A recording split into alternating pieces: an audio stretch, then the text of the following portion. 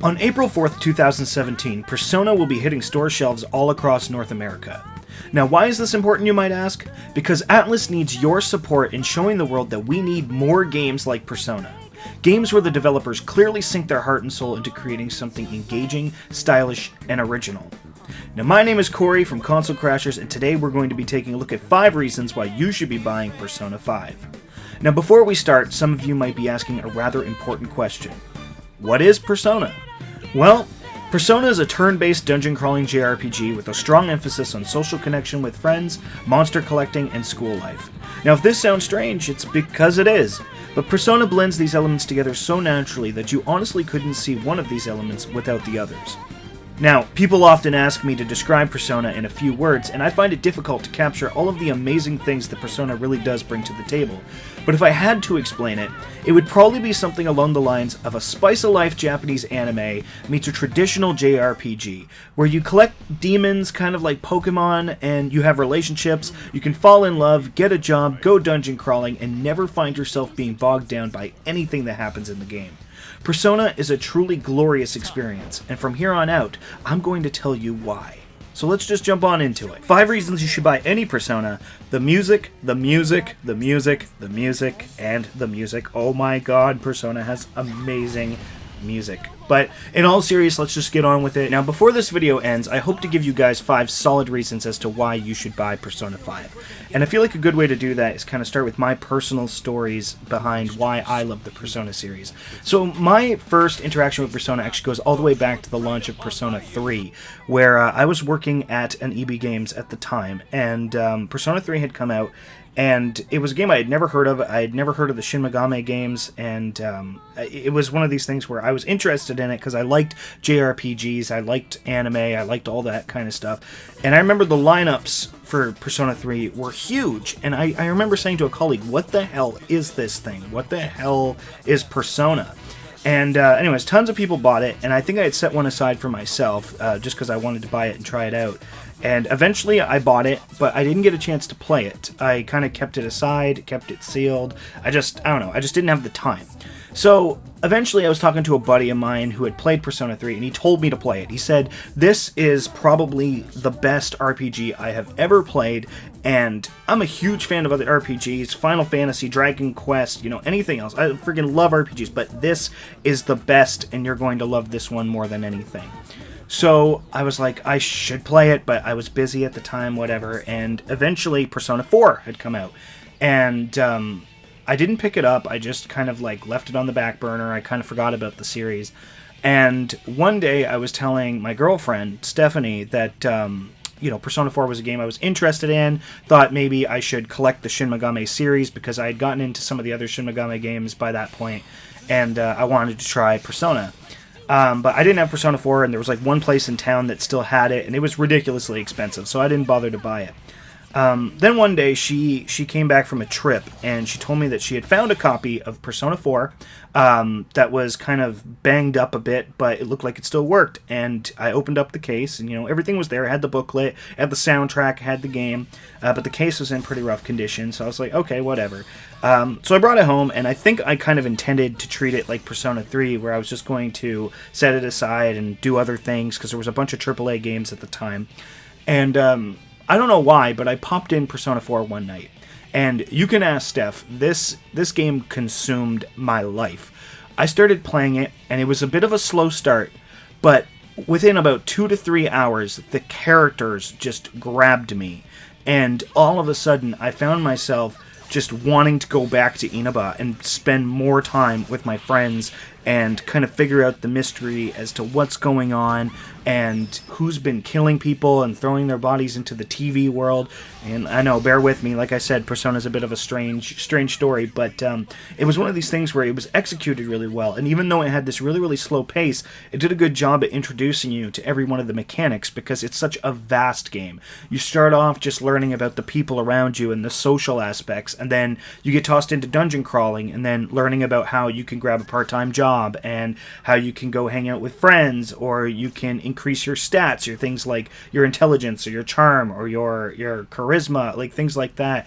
And anyways, it becomes one of these things where, you start to do time management, where you're like, I only have so many days to do this, I gotta try to do this, and it sounds kind of complicated and stressful, but it's not. It's really, really enjoyable. And the game essentially spans one full year, and I remember for about 2 or 3 weeks, I was just playing this game non-stop. Like, every single moment I had to play this game, I was playing it. And it ended up consuming so much of my life. But even after like 3 weeks of like non-stop gameplay, there was still more to do. There were still more events in the game. There was still more to uncover. There was still so much left to do. And I wanted to do all of it. And it was so enjoyable. I had never found a game that had such a great battle system, such great characters, such great world. It just became this thing where after that I was like, I need everything Persona. So I went and I collected everything. I went through Persona 3. I tried playing some of Persona 2 Innocent Sin, but it's just, again, I got busy. But it was so amazing. Persona 3, Persona 4, Persona 4 Golden. I went through that again when it came out on Vita. And it was one of the best times of my life, and it actually started to change my outlook on life. The way that these characters respected each other, the way that things went, you just constantly found yourself saying, man, I wish people that I knew in real life were more like this, because the characters in Persona were just so interesting and engaging, and they felt like genuine, like friends, like memories you wanted to have. And it was fantastic because no other game had ever done that. And I mean, I've played my fair share of games. So that was kind of like my personal experience with Persona. Now, looking back on it, I kind of try and think, what else could I really tell you beyond saying go out and get this game, play it. Just, you have to play it before you'll know how good it truly is. And I want to mention too, is that a lot of people who don't enjoy JRPGs or just don't enjoy RPGs in general often pick up Persona and end up loving it. Because, like I said, you want 5 reasons why you should buy this game. Number 5, I mean, just the cast of characters alone. You will value these people so much.